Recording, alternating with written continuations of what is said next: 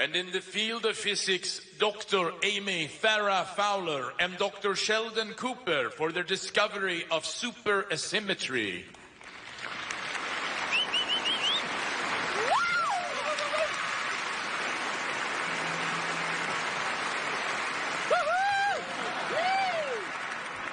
Just to be clear, this isn't a date.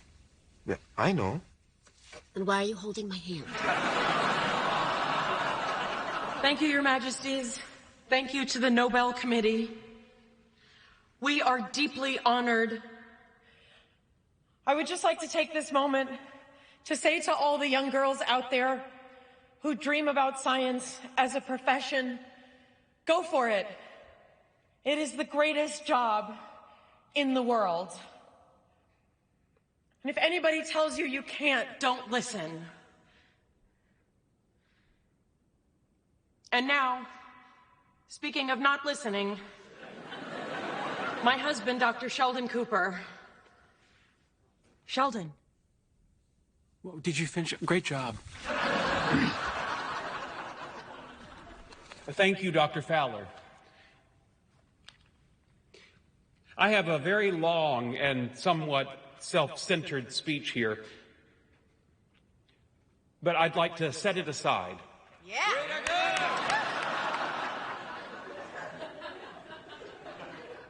Because this honor doesn't just belong to me. I wouldn't be up here if it weren't for some very important people in my life, beginning with my mother, father, Meemaw, brother and sister, and my other family, who I'm so happy to have here with us. Is that Buffy the Vampire Slayer?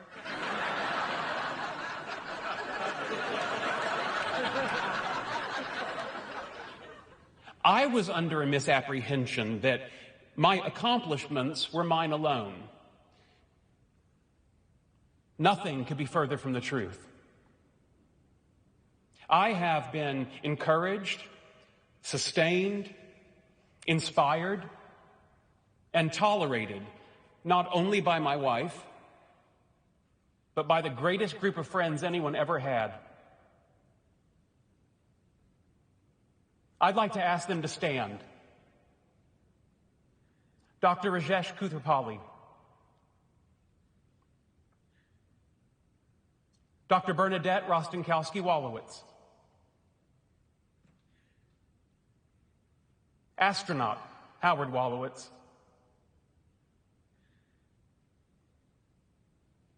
and my two dearest friends in the world, Penny Hofstadter